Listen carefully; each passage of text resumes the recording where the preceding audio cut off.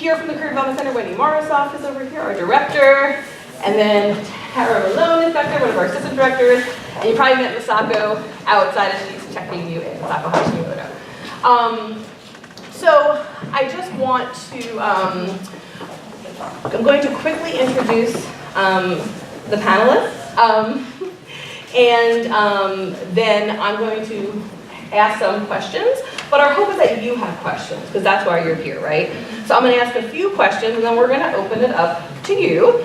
And if you're shy, do have more questions, but I am hoping. I also just really want to thank the Arts Management Department, and most importantly, who just walked in to help us bring the panel together as well. And I'm just going to start and introduce. So right here is Jonathan Tamir. He's the Vice Chair of Administration and Finance at Columbia Medical University Center. And then we have Sean Doyle, who is the Director of Corporate Recruitment and Executive Search at Time Warner, Inc. And then we have Jennifer Santiago, who is the Talent Acquisition Manager for Enterprise.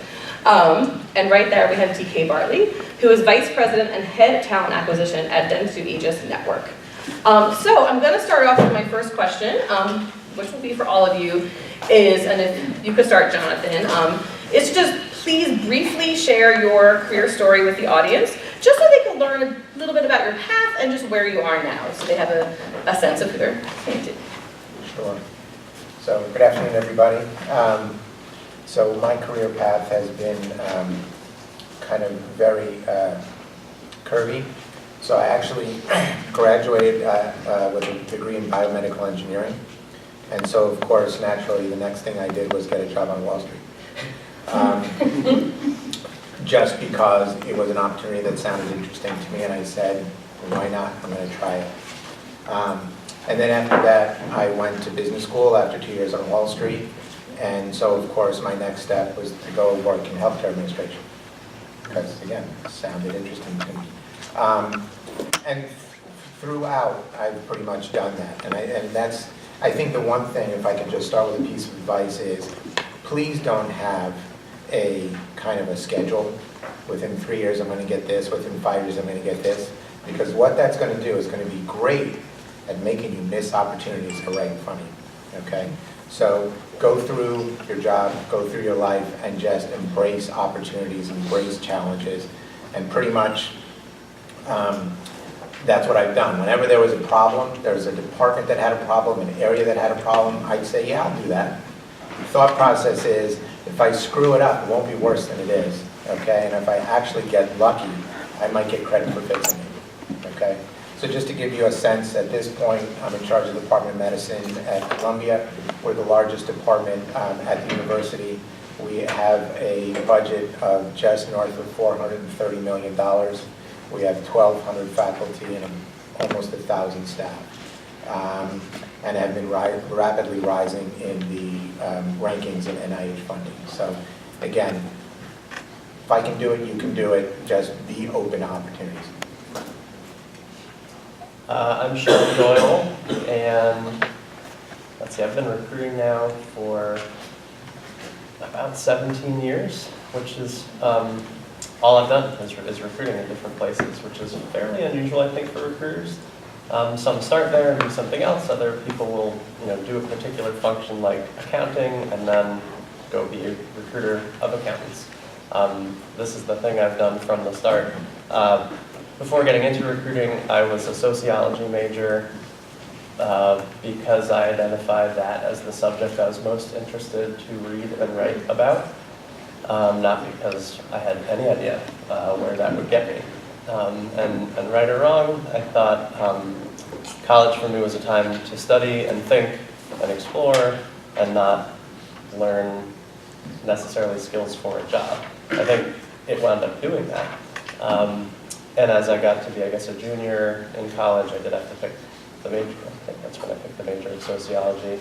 Started studying HR and other more people aspects of business, but I never wanted to be in finance or accounting, but I wanted to be around them. I liked talking to them and knowing what they were doing and how those things would drive business, but I really wanted to focus on the people. So I took a recruiting job thinking I would later get into HR, and then I just stuck with recruiting because it really grabbed me, and I liked the impact that would give me on a business. I really like advising both my clients, which are the businesses that need to hire people, as well as advising my candidates. And I really feel it's a pretty, my loyalty is to the company that I work for, but it's really pretty even. In terms of my fulfillment and satisfaction, it's pretty equal on essentially who I'm helping. So I started in recruiting for management consulting, moved out to California, and worked for 2 different agency recruiting companies, really headhunting. So the jobs that we get, the jobs we work on, are usually hard to fill jobs. Otherwise, those companies themselves would fill them themselves if they've got the right resources and if they can do it. So all this stuff, that was immediately being tasked with really hard jobs to fill. Quickly, you got to get confident in calling people that you don't know, and you got to have the ability to learn jobs that you may have never heard of before and figure out what matters to those companies, what the context is in those organizations, and be able to talk credibly with people about the thing that is their expertise and is not your expertise. From California, I moved back to New York and worked with PepsiCo for about 2 years, just across the street, and then moved over to Dannon in, I guess it's Greenberg, White Plains area, and then I've been at Time Warner for about 6 years. So through agency recruiting in a lot of different fields, a lot of consumer goods, and my focus there was in R&D, so recruiting a lot of food scientists and a lot of marketers. And then Time Warner has been a corporate focus for me, which is pretty much anything non-IT related or technology related for Time Warner. So that's a lot of finance, HR, legal, strategy, kind of corporate anything. Hi everybody, Jenn Santiago, Talent Acquisition Manager with Enterprise. If you would have told the freshman version of me in college that my career success would entail hiring people to rent cars, I'd probably laugh in your face. I was a hospitality major in college, and I went that direction because I love people, I love interaction, I like change. And I went through and I graduated with my bachelor's degree in hospitality. All throughout college, I worked 2 jobs working in hotels and restaurants. Loved the pace of it. And upon graduation, I really wanted to get into sales because I thought that within hospitality, that could financially compensate the most. Upon my graduation, I realized that it was very hard to get into sales. It was the story of the chicken and the egg. Well, you didn't have sales experience. Well, give me sales experience. How did I get sales experience? And Enterprise was that company that gave me my sales experience. Upon graduation, I graduated on a Saturday, started working at the Hilton Corporation on a Sunday, had a great supervisor position there, realized very quickly there was not a lot of growth opportunity, and it was a friend of mine from college that mentioned Enterprise, and I was like, I don't know about Enterprise. But then I went to their website, and what I liked was they promoted based off of performance, and they were going to train me. So that drew me into Enterprise. I've been with the company 16 years now. I went through their management training program. I really found that sales was my strength, both inside sales, but mostly outside sales and marketing and building relationships. I had a lot of success running the branches. I was a flagship manager. And then at the time, there was an opening for a recruiter at the corporate office, something I never would have considered. I never wanted HR. I never was drawn to HR in any way. Because we only promote from within, they interviewed a few other branch managers, and they didn't think they were a good fit because they didn't have the sales skills that I did. The VP at the time reached out to me and said, I want you to be my recruiter. And I was like, I don't want to do HR. And he said, but you're great at sales. And I need somebody to rebuild my college program and, convince great college students that we're an awesome company to work for. And I was like, oh, well, I think I'd like that. So I've been doing talent acquisition and recruiting for the last 12 years with the company. My favorite part of my job is this right here, talking to college students, helping you and giving you advisement and really kind of giving you the answers to the test. I've done thousands of interviews. Some were atrocious, and some were fantastic. So that's what I'm here to share with you today, and I hope you have some great questions, because I'm here to share some knowledge with you. So. DK Bartley. My story is a little bit unique, but highly relevant to you guys, because I used to be you. Many moons ago, seems like some 20 years ago, I went to the University of Stony Brook, and I was, she's clapping, did you go there? Yes. And I was very involved in student government. And Stony Brook is a little bit different than most of the other cities like Purchase in the sense that the student government is incorporated. So it's basically a company that basically functions as a student government within the State University of New York. On top of that, which you probably are familiar with, it's called FSA, which is the Faculty Student Association. Don't know if it's still in existence, is it? I don't know. But at that time, FSA owned all of the bookstores, and they managed all of the cafeteria, et cetera, et cetera. We have the PCA. Oh, it's PCA now. Okay, interesting. So that time it was FSA. And I was, as a student government representative, I was selected to be on the board of FSA as the student representative in regards to what your needs are on campus, et cetera. And that was an experience beyond the classroom because it was a real board. We managed like $20 million for SUNY. And from that, Warren Mortel, who was the vice president of the actual organization on campus, basically said to me, well, we can't find people to work in the cafeteria. We can't find people to work in the bookstore. We're going to create this little organization called SSR, which is Student Staffing Resources, all these acronyms. And I became, make a very long story short, I became the first student staffing manager for Student Staffing Resources as a part of the Faculty Student Association. And hiring some 3,000 people later, excuse me, I developed from that an expertise in regards to not only what you or we wanted in regards to having a job on campus, but really understanding how to build a career, how to interview, the process of actually interacting between faculty and student, the faculty of actually interacting between student and outside company, etc.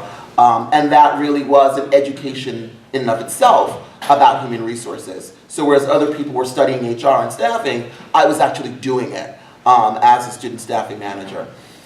Left Stony Brook, went to work for ABC News. That's a whole other story, we won't go there right now. But went to work for ABC News as a researcher, got promoted into becoming an associate producer, worked on the OJ trial, that's my claim to fame. And literally, similar to herself, graduated like on Saturday at Stony Brook and started to work at ABC News on the Monday. Disney bought the company and I was given a package. So it was, what do I want to do with myself now? And at that time, ABC News was actually Cap City's ABC. It's very different than it is right now. And I had to make the decision, do I want to go back into the Disney model or do I want to go and do something else?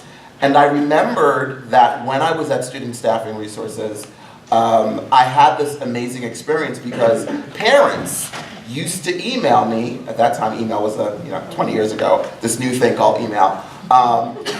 Parents used to email me, and I also used to get a lot of letters about, thank you for giving my child a job because you're helping me pay tuition, et cetera, et cetera. And that was what I remembered because that was really powerful because I got involved in student government to change lives, and I actually was changing and impacting a lot of lives by actually placing, you guys, at that time me, and my friends in jobs across the campus and literally hiring over 3,000 students. So the rest of my career is history, but I decided to go back into recruiting, and having then worked for Polo Ralph Lauren and American Express and Deutsche Bank and Bankers Trust, et cetera, tons of companies after that. This whole kind of foray into talent and HR has really been, it's nice to say I have a job where I'm doing something I love and I'm changing lives, and it's not really about a paycheck. So that's my little story into recruiting. Thank you. So my next question is, it's a two-part, so please, you can always ask me what I asked. So what quality skills do you most value when seeking specifically interns or entry-level candidates? And then what advice may you have what students could do to develop these qualities while they're in college? So yeah, whoever wants to start. I can touch on this because I hire students for internships and entry-level positions. What I advise is try to really focus on things that are transferable, that you're learning, no matter what major you have, that I can't train you on. Specifically, just to bring you in on the conversation, many employers and the faculty and staff at colleges have this ongoing conversation about what's called the skills gap. And we want to ensure that we can find the great students to hire into companies. Some things that are transferable no matter what major you're in and no matter what position is you have to be a very effective communicator, verbally and with written communication. And that's going to come with as much interaction as you could possibly get on campus and more responsibility on campus. When you're sending emails to somebody, make sure it's proofread. Don't type like you're texting. If you're texting and you're emailing through your phone, make sure that the autocorrect and you're just double checking everything. So communication is huge, both verbal communication as well as written communication. That's going to translate everywhere. Another piece too is leadership skills. Being able to engage a team, engage people, motivate people, really connect with others, understand everybody's motivations, because you're here going to college for a career, and hopefully it's not just a job, and most likely that career would lead into a leadership position. So leadership skills are essential. So anything from taking lead on that class project to getting into a leadership position to a student organization. If you can't get involved in student organizations because you have to work, ask for more responsibility at your job. Find out what you can be measured on to get into a leadership role. So leadership and communication are huge. And then one final thing is work ethic. This is not something I can train somebody on. It's there or it's not based off of your life experience. So making sure that you are involved. We look at resumes, and your resumes tell a story. What do you do outside of just going to class every day? That's going to tell a story about your work ethic. Are you getting involved? Is your involvement quality? Are you really producing great results in your part-time job? Are you really getting involved on campus in a leadership role? What is your GPA? That shows your focus to your studies there. So work ethic, leadership, and communication are three things that I wanted to touch on because I think they transform no matter what major you're in. And these are qualities that you can absolutely build while you're still here. And it's not something many people can just train you on or flip a switch and make it happen. So. Anyone else? Sure. Okay. So I'm a little simpler.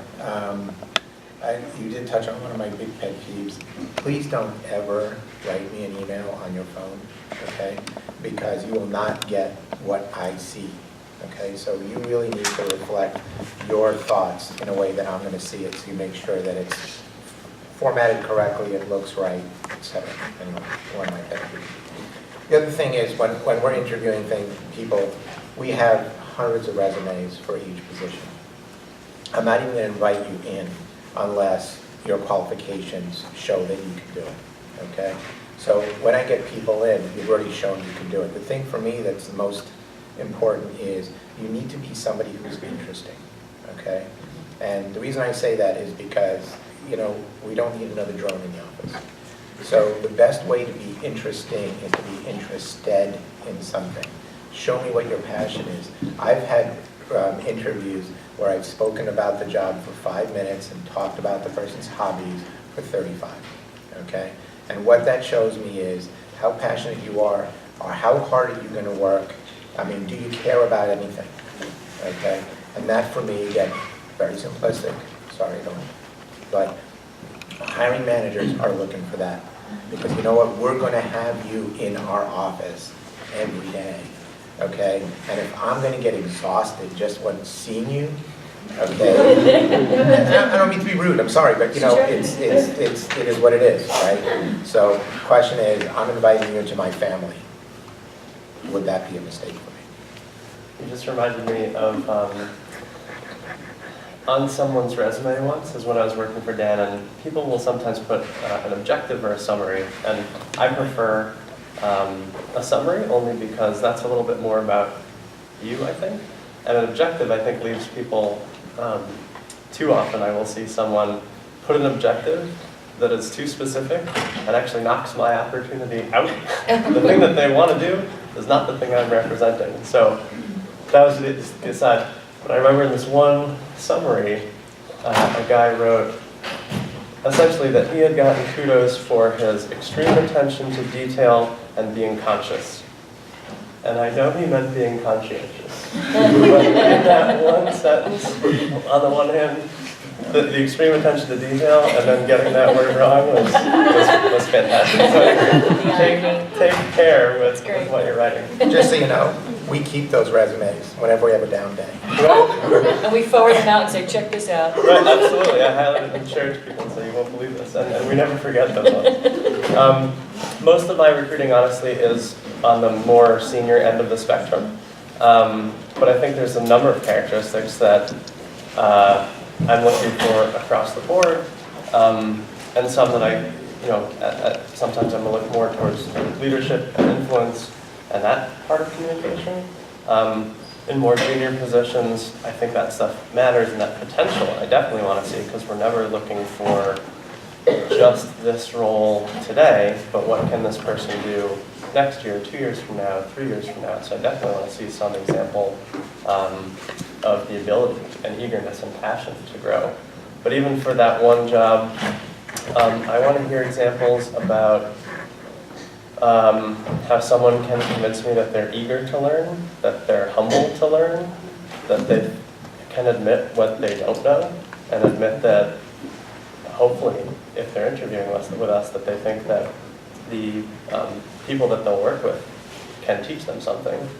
I definitely want to learn that people are resilient, because any job, any life has ups and downs. So what has someone dealt with and exhibited their resiliency? Have they built themselves to be resilient? Have they built a network to give them support to be resilient?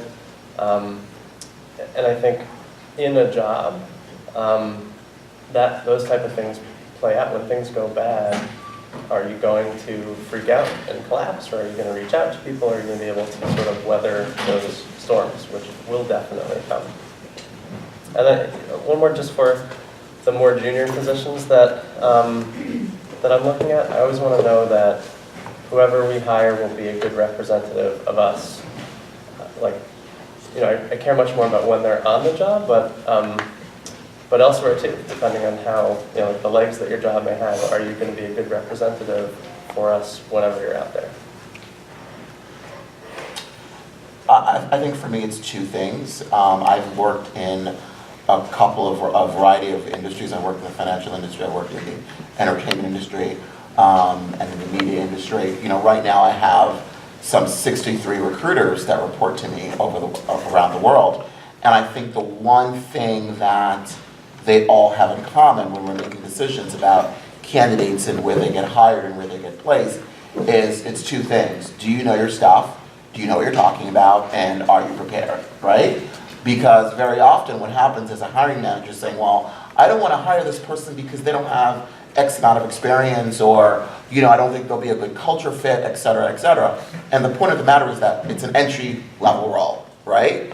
So you're always going to have that no matter what job it is. It's, for the most part, it's going to be your first entry into the professional workforce. So for me, how we usually combat it is, tell me about what transpired on the interview. Let me help you make that decision.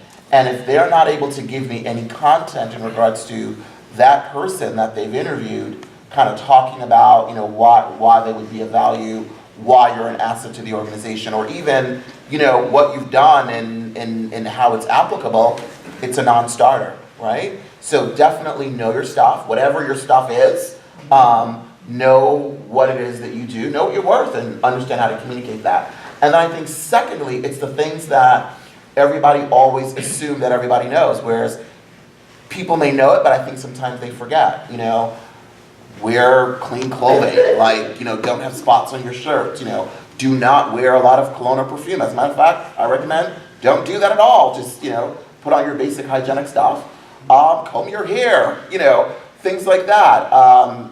There are cultural differences, we all have them. There's this thing called diversity that makes us unique and different, but at the same time, you have to, I think, at least minimally, basically represent yourself in a positive way that you leave a positive impression. Great, thank you. So one of the questions we get a lot from students is a concern that is is my major going to fit? Will they look at my major and GPA? So I guess my question is, for your individual industries, places where, how important is major and GPA? I think for me it's going to depend on what the job is, and like DK said, know your stuff. I think for any given role, really at any level, I think of some sort of range of how important is the technical stuff that you have to know, and if the other spectrum is, or the other end is, I guess what I'll call sort of softer skills. Some jobs are going to be in different spots. Like if if I'm hiring for a nurse, like I have to be a nurse. And I actually hire for our corporate aviation group. I hire our pilots, and you'd be amazed that 95% of our applicants are not pilots. Maybe you don't train? You're scaring me. Keep me off that flight. So in a role like that, it's more on the technical end. But true story, these guys really care about the guy they may be sitting next to, guy or gal that they may be sitting next to for 9 hours straight flying. And so they're judging much more than just being able to fly that plane. Other jobs, and particularly the more junior ones, the way I got my shot had nothing to do with having trained in anything recruiting or HR related, really. That was part of my story, that I've studied all this stuff, but that's not why I got hired.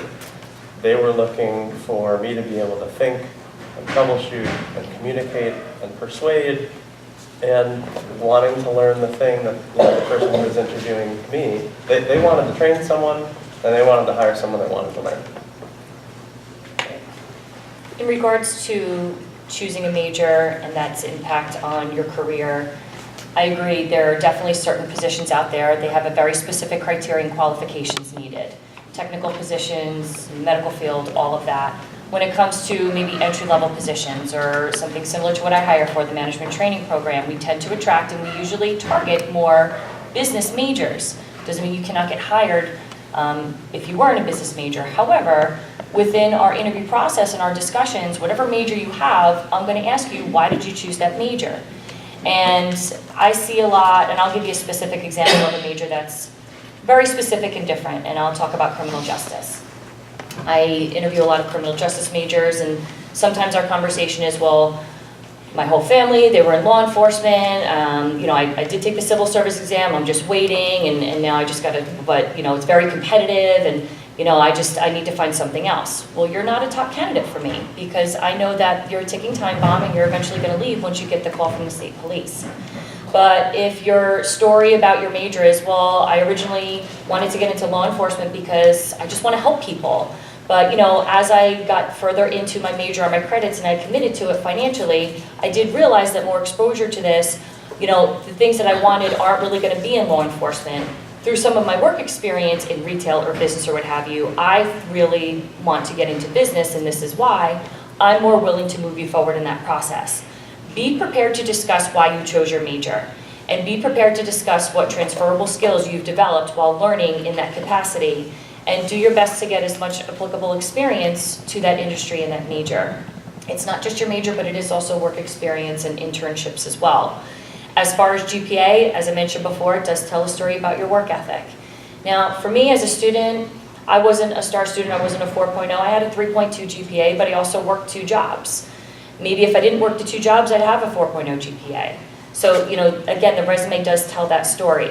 But I would say be able to justify and talk about why you decided to choose that major and the transferable skills that you could bring for whatever job that you're going for.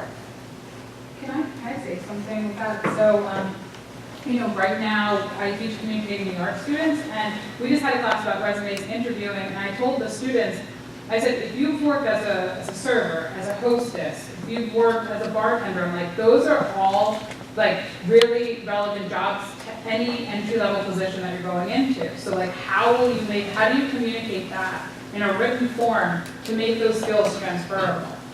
But if it's about dealing with difficult customers, dealing with difficult scheduling, running a business, there's all sorts of different aspects that I think help connect those dots for the business that is interviewing you. My caution would be, don't overdo it on the resume, and don't BS on the resume. Because there are times that I've seen connecting dots that really aren't there, and it doesn't seem genuine, and then it makes me question sort of your ability to communicate and your judgment in really overstating the point that you're trying to make. So yeah, I think that, I mean, riffing off that for 1 second, tremendously important. We get, at least hiring managers will have hundreds of resumes for each position. As soon as you smell something funny, gone, right? I've got way many other resumes to go to. I'm not going to try to figure out what that person's reality is. Major, to some extent, I think we're a little bit, again, for entry level, yes, if you want to be a financial analyst, being in finance is important. We actually have some positions back there. We have a swine colony program manager, okay? So that's not generally something you'll learn in school, right? But if you're a biology major or something you're interested in, give it a shot. There are a lot of ways in healthcare that you can get in that are not your typical entry-level jobs, okay? Research program coordinator, meaning helping people write grants. Just not something that's being taught these days. Revenue cycle, helping get money out of insurance companies, arguing with insurance companies. Again, generally not something that's being taught as a discrete kind of functional area in school. These are all things that are open, okay? What you need to do is to show that you're interested. Transferability, very important. Taking a step back to something, I don't like it when people put objectives or even summaries on their resumes. I really don't. What I like is called a cover letter, okay? If you don't take the time to write a cover letter, I'm not going to take the time to read your resume. It's that simple, okay? Because you need to explain to me from transferability, from your background, from everything else, why is this job good for you? And the problem is if you put summaries or objectives on your resume, you're going to have to change it for every job you go to, okay? Because it's all about priority. If the first 1 or 2 bullets you put on your summary don't deal with the job, next, okay? But that cover letter, and please make it short, don't give me a 2-page cover letter, okay? But if you can give me a couple of paragraphs and say, hey, I'm great because of this, okay? One last thing, not something that you're probably going to hear a lot of. The thing I am most interested in when I look at somebody is what? Connections, okay? That can take a totally average person and get them the job. Okay, so if you know somebody, I don't care if you use LinkedIn, I don't care if your parents, friends, brothers, nephew knows somebody who's in my company, call them. See if they can drop me an email. Because what will happen is, I will read that email, and then your name's stuck in my head. And so when your resume comes across, I'll be like, oh, wait a second, that person sounds familiar to me. Okay? Completely about that. So other than finance and biology that we're talking about for those jobs, it's all about entry level coming in.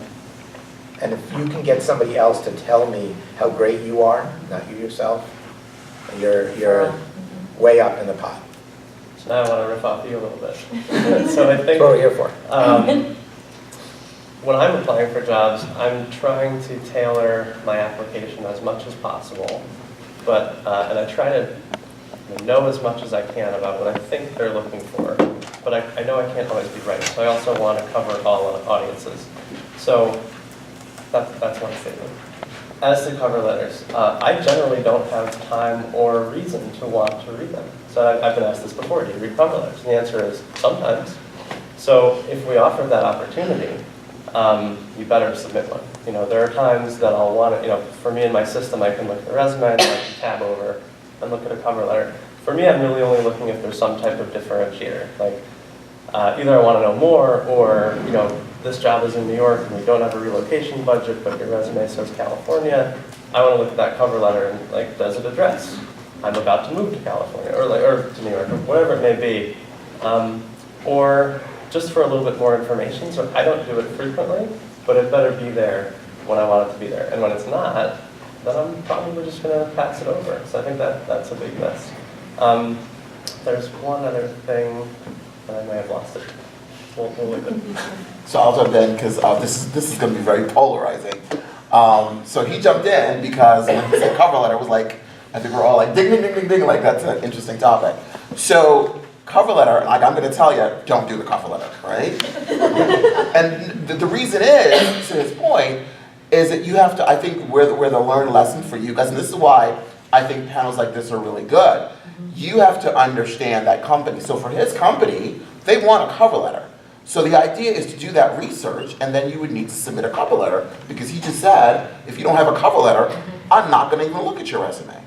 But for what we're doing now in the internet millennial generation, I'm telling you, don't do a cover letter as a general rule, because to his point, it's a waste of time.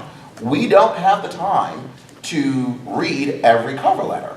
And the other piece of that is that because the volume is usually so huge, you know, after you've read the cover letter, you won't have time to get to the resume. So the whole idea is to make sure that resume really represents you, where you're coming from, what you've done, and obviously most importantly, where you want to go with the skill sets and the competencies. My response to GPA and to the major. I'll tell you once again, and this is from experience in working with a different variety of companies in different countries, in different cities, in different areas, in just different fields. Major for entry-level roles, in my professional opinion, is not important. GPA is important, right? And the reason why the major is not that important is because when you go on that interview, and that's what we're talking about today, that's where you've got to sell yourself. So whether you're a biology major or you've got to talk about what it is that you're bringing to that table. A lot of people who are 4.0s in their GPAs and they're coming from, they have a very particular major, they don't get hired because with this great GPA, they don't know how to articulate what they've done or how they're applicable to that job. So if you have the great GPA, that I think is definitely important. It doesn't have to be a 4.0, but it has to be something that I think shows that you're cognitive and that you are going to add value to that organization. But the major, you don't have to be coming from a specific major to go into a specific role, particularly in dealing with the millennial generation. And you got a question? Yeah, I just like speaking to that. I feel like the only thing that isn't covered in like all of schooling is like how to be an adult and how to like sell yourself and how to, I don't know, like just like own up and start your own resume and like sell your own personal traits and aspects and all that. So that is what the Career Development Center That is for here. And I seriously encourage you to do that, because from my perspective, that is the #1 reason why people don't get hired, because they don't know how to sell themselves. And once again, here's the crazy part about it. It's not that they don't have the skills. 90% of the times they have the skills and the experience. But whether you worked at McDonald's or whether you worked at Apple, you can basically sell yourself, but you just have to know how to do that. And that's what they're here to do. And it's forums like this where you can learn about that. I work with many schools in the New Jersey territory, and we have conversations like this all the time. And one of the most common topics or workshops that I'm requested to present on is personal branding. And that's a big thing that you're going to discover, hopefully, throughout your experience while going to college, is what type of brand are you going to represent coming out of college? What brand do you have with your peers, with your faculty, with anybody that would be a referral for you that could connect you for a job? Who would go to bat for you? Who would network for you? And creating a positive personal brand, it's coming to workshops like this. It's learning these little things. It's staying in touch with the Career Development Center. It's doing the extra on campus to get all this insight that you're not going to learn in the classroom. And personal branding is pretty big. There's a lot of layers to it. It can create its own workshop and panel topic aside. But I'm glad you brought that up because it is really important coming out. Well, maybe if I can kind of come back, I think maybe our cover letter difference is basically from our position, because I'm a hiring manager, and I'm sure that you probably see 1,000 times as many resumes as I do. God bless you, I don't want to do that. But I think that even if you're not going to send a cover letter, coming back to the branding, coming back to who are you and why are you right for this job, take the time to do something like that. Don't call it a cover letter. Call it an explanation of why I want a job. Write it down. Okay, when you write it, it sticks. If you think you're coming to the job and winging it, guess what? I don't want employees who wing it. Okay, I want employees that are prepared. So that's why a cover letter could be a good exercise for you to do. I can tell you, I've got tons of people, just this week, somebody called me up. She's a CEO in the financial industry. One of her colleagues lost their job and wants to connect with me. I'm like, great, what are you looking for? I'm looking for a job in healthcare. I'm like, oh, okay, so which one of the 50,000 types of jobs do you want? Thanks for being so So, specific. yeah. So I emailed her back and I said, you know what, I'd be happy to talk to you, but please first figure out what you want to do, okay? Go look at job descriptions, go look at job, want ads. Figure out what the jobs that are out there, see which of them resonate with you, and use that to write up, this is what I want, okay? Call it a personal statement, call it whatever you want to call it, but the bottom line is, do you know what you want? Because if you're going to send me your resume and you are fabulous, okay? Just give you an example. We had somebody that had a resume with a 4.13 GPA, right?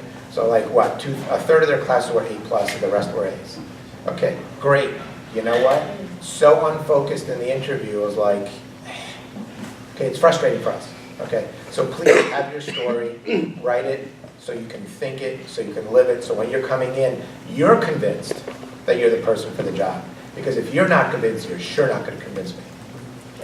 To go, Yes. Oh, did you? I just want to respond to the branding comment for a moment, how to piece that together. I mean, I think that's a challenge for anybody at any stage of their career, so don't feel alone in that. I think only recently I figured out how powerful it was to ask other people around me how they saw me, how they saw my weaknesses, how they saw my strengths.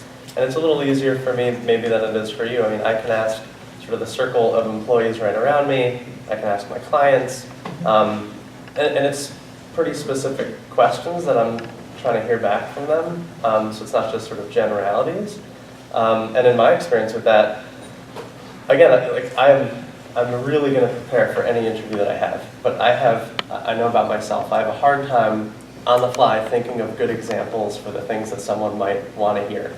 So I'm going to come up with this whole cadre of examples of what have I actually done, and maybe they only ask 2 of the 10 things I've prepared. Maybe they ask none of them, but at least I was prepared. And bring it back to this sort of 360 review of yourself, I've got real examples from there of business partnering with people that I really trust and care about that I easily forgot about because I was doing my job, I moved on, and now I'm on to the next thing. And I was like, wow, I need to write this down. Keep a list of my accomplishments. Keep a list of a challenging time I got through. Keep a list through when I influenced someone.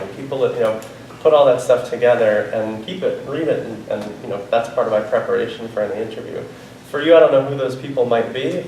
It could be your mom, it could be your friends, it could be your art teacher, it could be your coach, it could be whoever. And just see what they think, and you might